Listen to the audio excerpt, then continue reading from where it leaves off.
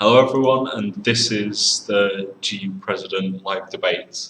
With us we have Chad Allen, who's running for the role. He's the only candidate running. In all elections there is also Ron, reopen nominations, that's always a candidate as well. You can submit questions through us online via Facebook, Twitter, and through the Google document form that's been published as well. Just a few notifications. Voting opens at midnight on the 1st of March and closes 7 PM on the 3rd, so that's Tuesday to Thursday this coming week. Hustings is tomorrow evening at 7 PM, so that's Monday the 29th, in Mill Lane Lecture Room 1. We then also have road shows at Sidgwick site on Tuesday and Wednesday, and Downing site on Thursday, 10:30 to 1 PM, where members of the Elections Committee as well as candidates will be publicising the elections. So if that's the end of announcements, so if we make a start on the questions, one last announcement before I forget. If you do submit questions, they must be submitted such that they are not directed at a particular candidate and must be addressed such that any candidate can answer it. Okay, so we'll start. First question is, what motivated you to run for the role of GU President? Okay. So I think that I can't really answer that without answering the question why I ran for the by-election a few months ago.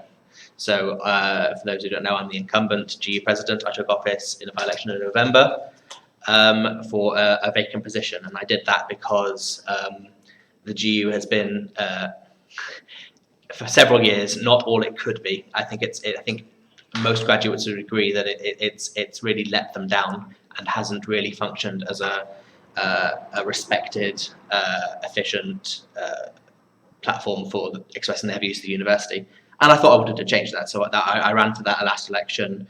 I won that election. It was contested, and I'm not really the sort of person to leave a job half done.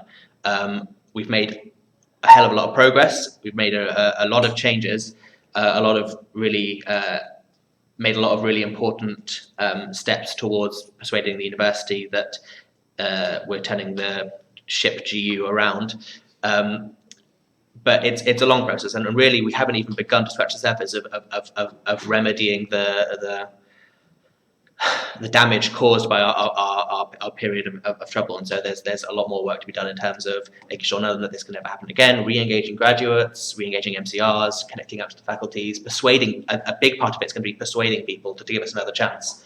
And I thought that, given that I did a decent job turning the ship around, I could do a decent job sort of sailing it into clear waters. Okay, so moving on to the next question, what's the highest priority of your manifesto pledges? So they're sort of interlinked, so it's quite difficult to separate one out. But I think really, specifically also because of the timeliness of this pledge, I think the relationship with CUSU has to be the number one priority. Too many graduates don't really understand what the difference between the GU and CUSU are, don't really know which one to turn to and what the difference between them is. Lots of MCRs aren't clear as to which one to affiliate, whether there's a benefit of affiliating to both or neither, or just one, and if just one, which one. And that's a real problem for representation in Cambridge. I think there's something like, well, there's over 60 student unions in Cambridge. It could be a bit of a confusing landscape. When asked directly, graduates express a preference for an independent union that represents them. But they also make it clear that the status quo isn't satisfactory. There's not clarity in what happens. And I think that's an inherent conflict, but it's not insurmountable. And I'd like to see that problem tackled quite creatively. I think there's scope for making quite a lot of big changes, but I think that it's going to be difficult, and I'm hoping that I'll be able to try and express the importance of the situation we find ourselves in to the graduate body, and try and get quite broad input about what they want to see, how they want to see this partnership go forward. As this sort of leads nicely into, how do you foresee the GU's relationship with CUSU in the next year? I'd like to think it'll be a positive relationship. I think that the GU and CUSU essentially want the same things for graduates. There's differences of interpretation about how the best way to achieve those ends is, but when you both have the same goals, there's no reason that those kind of differences can't be overcome. I think the way I see it would be a partnership of equal, different institutions. And I hope that CUSU will feel the same way about the GU. Okay. So moving on, we've got a series of questions about representation. So we'll have sort of two questions together now. So what is the best way to represent graduate students? And then how will you improve graduate representation? Because they're quite fundamentally linked. So you can try to answer both of them. Let's try. I think the best way to represent graduate students is for graduate students to represent graduate students. I think that is reasonably self-evident, but there's lots of good rationale I can put behind that. For example, I recently had a meeting with the Postdoc Society, and it was clear that I didn't really understand a lot of their concerns because, to be honest, I'm not a postdoc. I've not experienced that, and that kind of brings me. It reinforces my belief that the best way to represent graduate students is for graduate students who have an experience of undertaking graduate study to be the ones representing them. I noticed that in the broader CUSU elections, I think I'm the only graduate standing. So that would make really the best way to represent graduate students endorsing me.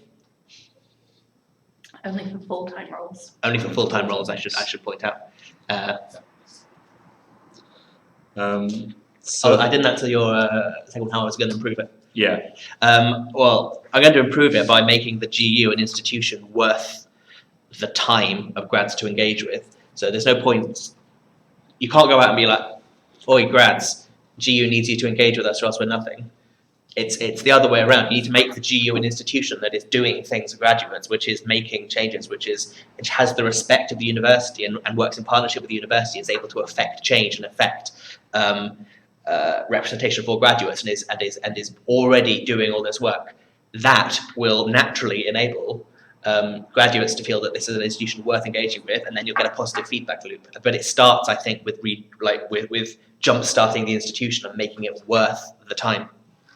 So that was getting excited. yeah.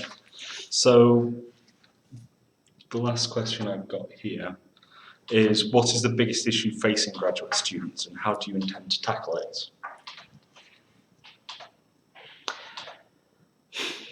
Okay, so I'm going to answer that one by dodging the question, which is to say that I think the biggest issue facing graduate students is that there often isn't really much uniting their interests. For example, a lot of graduate students, I think it's the stats have fallen out of my head because we're low on air. I think it's almost 1 in 10 have a child, and that's obviously going to be a massive priority for enabling them to conduct the research that they need to, which is juggling family and home life. And that's a huge priority for these students. But again, it is 1 in 10 is large, but it's not everyone. Some graduate students are fresh out of undergraduate study, or for example, they might have just finished a tripos. Their priority is going to be hugely different. A lot of graduate students will come, I think the majority of graduate students, in fact, are international. And so they're going to have priorities involving settling in, finding accommodation, working out how the new country works, making friends, interacting, understanding the weird way Cambridge works, which is odd, not just in the UK, it's very odd taken internationally. And they're going to have their own priorities. Part of the nature of graduate study is that it attracts people from every corner of the human condition, and they're all chasing after specific things that are going to enable them to conduct the best research which is possible for them to do. And I think the way the GU handles that is it has to be very flexible, it has to be very attuned to what actually are the issues facing its constituents, and I think it has to be mindful of the fact that because at the moment there's only one full-time graduate officer, it's not really inherently representative unless it goes out and tries to make contact with these bodies that are, I don't want to massively generalise, but perhaps other institutions aren't connecting with. I'd hope the GU would be able to sort of be able to fill in the gaps where maybe some graduates are slipping through. I mean, the other thing I'd quite like to do a lot of work on in the next year, but I'm not sure it's really an issue facing graduates per se, is graduate access. Now, every graduate has the experience of applying to Cambridge and getting in, and to a large extent, it's a horrific process, and it's not going to really benefit graduates who are here at the moment. But I think I'm getting the sense from the university that they're beginning to take the problem of assisting people applying to graduate study at Cambridge a lot more seriously, particularly for those graduates who have a non-traditional background, maybe don't have any experience in their family of postgraduate study or any kind of university study. And I'm really looking forward to it's almost but not quite building from the ground up this idea of a university focus on widening participation for graduate study.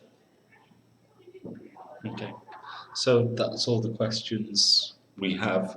So I'd like to thank all the candidates All right. for turning up to the debates. And just a reminder that voting opens Tuesday the 1st of March at midnight and closes 7 p.m. on the 3rd of March, which is Thursday next week. And hustings is tomorrow at 7 p.m, Mill Lane Lecture Room 1. So make sure you bring questions. And that's it. Thank you.